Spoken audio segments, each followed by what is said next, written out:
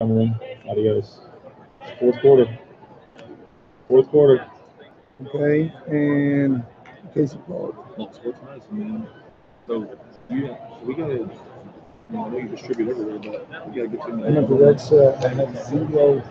Do that next. Verbs. Do you do like? I use the word distributor, but like we do direct sales. So how can we just get that going? Well, we can get it going. Let's get it going. We're fixing to get it going here. All right. I'm going to get the, Sit forward, you sit back. the behind the scenes over here is really, really intense, and I have a newfound respect for my man Jeremy. We're going to go live here in 3, 2, and 1, and welcome back. It's the Sports Medicine Broadcast, brought to you by Dragonfly Max. My mom always said I had a face made for radio. This is a podcast. This is a video cast. All right, we're coming back to you live NATA 2018 in the beautiful city of New Orleans. We're over here at the Dragonfly Max Podcast Lounge, and I've got Mr. Brett McQueen hailing all the way from Kansas City, Missouri. Yeah, that's a whole nother topic in conversation because that still don't make sense in my head. Then we got Brett McQueen. Brett, where are you located? Kansas City. Which side? Missouri. Okay, good. Done and done. What's that? I did introduce Casey. I said Brett twice. Did I say Brett twice? Yeah, it's okay. Huh. Good morning. I'm here. All right, so hey, I'm here, we man. got Casey from Paul Sports Medicine. Brett McQueen, you are with the hospital, correct? Okay, which hospital is that? Children's Mercy. Okay, Children's Mercy on the side of the river that makes Kansas City not in Kansas anymore. Yeah, we've got sites in both states. So. All right, you run the show. That must be great at tax time. File in 2 states. That's way above me. All right, guys, so we're here. We're going to get it going. We're going to talk about taping versus bracing. I would say on my list of hot topics that makes trainers want to fight one another, this is one of them. Oh yeah. Would you agree? Yep. So, let's take it from the top. Why does it even matter to you whether we tape or brace? Tell us a little bit about your background, where you come from, and taping or bracing. We're going to get into that. All right. So I'll start it out with I am pretty anti-both, depending on the situation. I'm a big movement guy, and what we've found through looking at the way people move and the way they're supposed to move over several years of research and looking at the way things ought to be, it's not real advantageous for us to take a joint that's supposed to be mobile, the ankle joint, and make it stable. It is really good at transferring forces that way, and there's some research going on out there looking at the number of knee injuries on folks who have tape or brace on their ankle, and potentially that being a mechanism to help cause non-contact injuries. Now, I do think that there's a time and place for taping, specifically with the ankle, but I would agree that it's grossly overdone and almost done as the coach wanted it, so we're going to do it. Well, who's the medical professional or who's making the good healthcare decisions? Right. And if we're talking about healthcare decisions and injury prevention, which last I checked, that's one of the platforms or That's what we're here for. pillars that we stand alone with. Right. In healthcare. Perhaps we're actually causing more injuries than we're stopping in some respects. So. Okay, so you're obviously siding with the bracing or nothing at all. Let's make sure the body does what it's supposed to do. Correct. If it's doing what it's supposed to do, we shouldn't have to do either of these. Correct. Which I must say is the end-all be-all, kill this conversation now answer, but we know it doesn't work that way. Correct. So, Casey, athletic trainer? Yep. business owner, Yes. uh, Sales rep sales rep for multiple companies. for multiple companies. So would it be safe to say you're biased if you say bracing? Well, I am a sales rep, but I always say first. I'm an athletic trainer first, and then I'm a sales rep second. I felt that. You know, so if we talk about, well, we want to try and prevent injuries. Obviously, that's what we want to try and do. Great statement you just made. So the things I was hearing also is, yes, there's going to be things that are going to cause injuries to happen. Some athletic trainers choose to brace as a preventative prophylactic measurement. And it was always on our end, it was always the argument with the football coaches. In other words, I want every football player taped before practice and before games or for a game. And if you have a small budget, there's no way you can do that. And the coaches don't understand that. So if that's what you want to do, we can. At the same time, with these coaches that ask for everybody to be taped, would they even consider you a true athletic trainer if you said, I don't tape? Probably not. That's because they would just think that's your job. You're the trainer. You tape ankles. Very archaic structure. Yes. But I think the braces that MedSpec has, the ASOs, I mean, they patented the brace that everybody tries to make right now. So if you had an ankle injury, watch the show. Maybe putting them in a brace is the best thing for them at that point in time. Not to say that they're going to wear it the rest of their life, or even just for a short time, and then hopefully go back to full function, which is what we want to do, right? So if we can help that athlete get back to the field faster, if we can immobilize the joint so it can heal and rest and put it in the best environment possible to heal as fast as possible, then we get the athlete back on the field faster. We're happy, they're happy, everybody's happy. The thing with what I see now is a lot of it's that the conversation is still going on. So a tape job only lasts 20 minutes, traditional with pre-wrap and tape and sweat, and it doesn't last very long. Well, I've had athletes in the past that we had ankle braces. Football practice comes around. Oh, I didn't put my ankle braces on. Sprained an ankle in football practice. So people would always argue that, I don't want to brace because it makes their ankles weaker.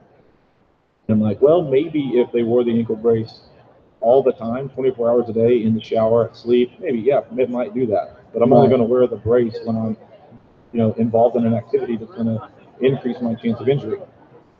So it's just a conversation it's not going to get solved today. And it's going to continue one way or the other.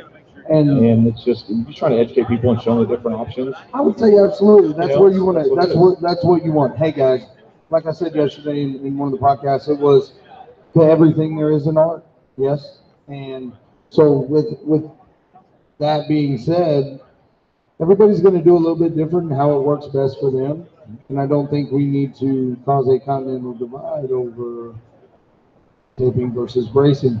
It's a hot debated item, but I don't think there's an athletic trainer that worked their salt, if you will, that wouldn't be able to tell you specific scenarios where one is better than the other, and they're all tools in my toolkit.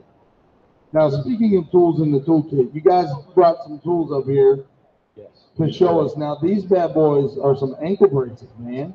Yep, so the traditional ASO, which is over here, has the lace-up boot. It's made of a really strong nylon.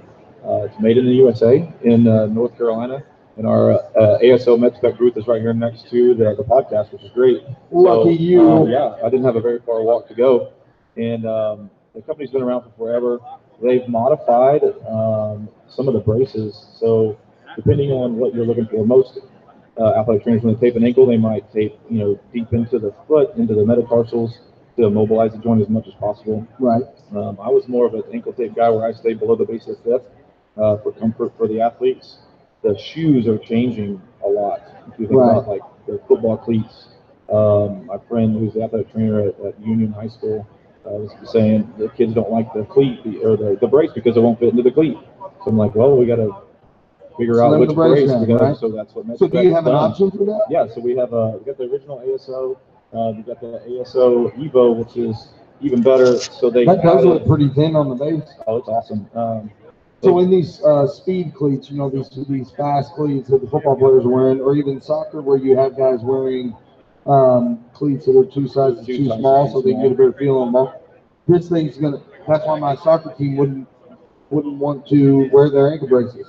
So this one's designed for that to fit into a smaller cleat. The Quattro is the one that we have that's designed to fit into a smaller cleat. Okay. It has the boot and it still has the 2 straps. So you basically get your figure 8 and your stirrups in there. So that one's a little more low profile. So they go from low profile and resistance and mobility. So you could wear a brace, but still have a lot of that mobility if you wanted to. So maybe they're working on, they know that athletic trainers have that feud of, is it the brace, not brace, tape, what are we going to do? So depending on the athlete, they have ankle braces to fit whatever you have that is what your need is. Right, right. And on that note of the debate continues on, and here we are talking about bracing, and then our previous statement was the human body is going to do what it does, and it does it best when you leave it alone and let it do that. That would be the ultimate blanket statement. And here we are talking about these ankle braces. Let's go back to what's best for the athlete. And I've got athletes that if they got their ankles taped, they're going to win state in the 100-meter dash. And if they didn't, they wouldn't even make it to the regional meet. The 8 inches between the ears, you know what I'm saying? Does it even matter if we're curing that or we're curing an actual ankle issue? Are we making the athlete better? Yeah, I think there's a fine line, and if, as I've said this many times, if you powder trigger on somebody's shin and that makes them compete better, then congratulations. Why does it seem like you've done that before? You know, if that makes them compete better, fantastic. You did the right intervention for their need at that time. But if we put on the sole medical hat and look at the goal of restoring them back to the best function possible long term, then what are we doing for them long term? How do we make those long term changes and cement those long term changes? You know, we all put on clothes every day, hopefully. And most of us, when you first put on your t-shirt, you feel that t-shirt on, but very quickly you forget that it's there because your brain adapts to that low threshold noise and just gets used to it. Racing, elbow sleeves, anything, it's all the same. Your brain essentially forgets that it's there because it shuts down that noise threshold. So a lot of times, I think what we're seeing is these external implements, socks even, you know, braces, certainly with a little bit tighter compression, that shutting down the neural threshold for the body's ability to sense pain and detect change. Right. You don't get that rapid response the body needs to avoid injury as easily. So where I'm coming from is by putting extra things on there, are we stopping the body's ability to catch itself before it gets to the point of injury? And like he said, if you wear that thing 24/7, absolutely.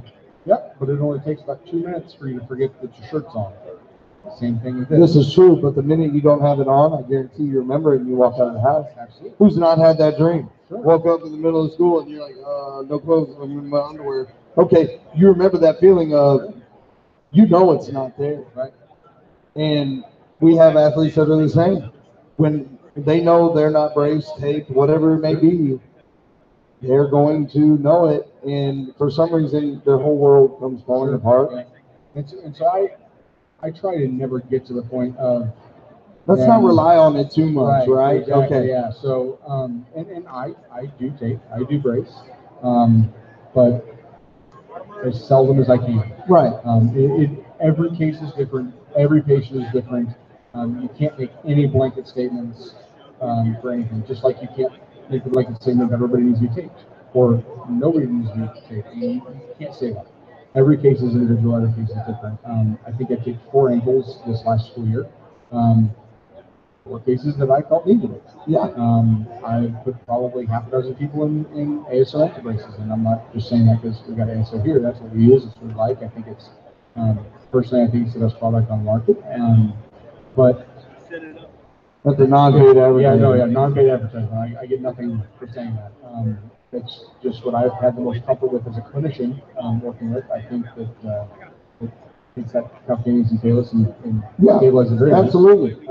But off that topic a little bit, I try to treat my patients with the best way I know how to do it, and that's restoring that ankle function as best I can. I also like the argument of if you have somebody with a grade 2 ACL sprain, how quick are they going to go back out there? 6 to 8 weeks if you're lucky. Okay, so if you're lucky, okay, so how is the tissue healing on a grade 2 lateral ankle sprain any different? So are we returning people before the healing process is completely done what it needs to do, be safe? And so from a medical model, are we potentially doing things that are maybe, I know I'm sitting on a lot of toes now, by not allowing things to heal and restoring totally normal function before they're going back out on the field? Well, look, we're going to get beat up in the parking lot, so That's fine. it's fine. I think we can handle it. I agree in that whole conversation. Actually, I know Jeremy's probably taking notes. These are going to be great podcasts that he already has. Bringing it back home now with, sure, you're not going to do everything the same for every athlete, and each training room is different. When it comes down to if you are going to put an ankle brace on, I'm with you. These are what we're using. Because I've bought them all, I've done them all. Sure. There's only one that actually holds up. And the ASOs have done a great job. I mean, shoot, go to a volleyball tournament. They're everywhere. There's all different kinds, and I still see ankle sprains. Yep. And this is the one I've seen the least amount of spraining. That's not EBP. Don't write home on that one. But Casey, cost effectiveness versus tape with the ankle brace situation Compared to taping. Right. Well, I mean, every time we always do those projects when we're in college, you've got to develop an athletic training budget, right? And you've got this many athletes, and you're going to have to tape ankles. And then when you start doing the math, and you come out with, there's no possible way that it's going to cost me $40,000 and my budget's $5,000. I can't do that. So what I try and do is I try and talk to my athletic trainers, and I'm saying, your athletes are going to be playing football. They've got practice, and they're going to have games. And then if they are involved in a summer camp, they're probably going to go to a camp.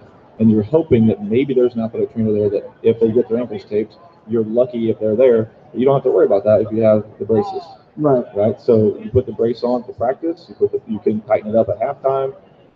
Take it off. You can wash it. It's got a great warranty. Like you said, it's durable. We talked to somebody the other day, and we're like, yeah, I've had the same ASOs for 4 years. So what's that tell you?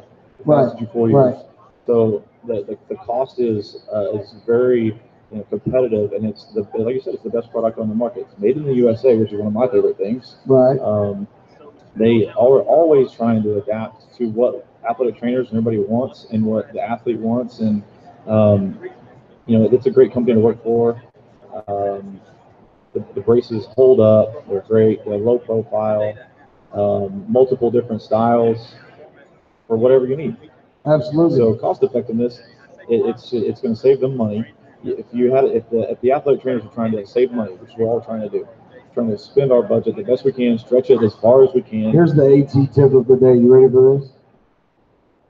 So go ahead and get your ankle braces, your ASOs, get them ordered out of your budget. Yeah. Okay? Contact us. We'll get you hooked up with your rep in your area. A monetary deposit when I give them ankle braces to them. And that way, if I don't get them back, I'm okay, because we can put that into our activity fund and reimburse that. Or I have parents that come up, I can't find these necessarily at my sporting goods store, but those are what we want. Can we buy them from you? Yes. Make the check out to my student training program, whatever the case is. There's ways that we can make that work. So actually, that comes out, puts us way further ahead in the whole entire game with ankle braces. You can talk that we've had the booster clubs. Booster clubs raise money. The parents pay into it. So get the price and make it work. I mean, you're going to spend $60 or $70 or $80 on a pair of ankle braces, and that's going to last you the entire season. And most athletes, we always tell them, because what do we want athletes to do now? We don't want them to specialize in one sport because that causes overuse injuries. Right. So now, like, go back to playing every sport. Go back to playing football and basketball and playing soccer. And so the more active that they're getting, they're going to need that support. Now, if you get injured, you know, the brace can help speed recovery. It can possibly help, you know, prevent it from happening. So it's we a can great way reduce to pain, go. we can increase the activity, range of motion, etc., and we increase the healing process. Science, you know, I love science. It can go either way. Like you were saying earlier about every person's different. Like every case is different. One of my favorite statements I ever heard was every body is different. Absolutely. And that's you got to adapt and overcome and roll with it. And Awesome. That's why we're athletic trainers. ATC stands for all things covered. So what I love about this conversation is we're able to cover a hot topic. Nobody's bleeding up here. Everybody's alive. We're able to talk about some new ankle braces, and I myself have been struggling to find the one that fit these low profile cleats. ASO's got it, so that helps me. You guys were able to come up here and put your beautiful face on the sports medicine broadcast. So I think this was a good conversation. I enjoyed it. Y'all enjoy Thank it? you for having me. Yes. Well, on behalf of the Sports Medicine Broadcast, Dragonfly Max Podcast Lounge, I want to thank you guys for being here today. Thank you. Thank you.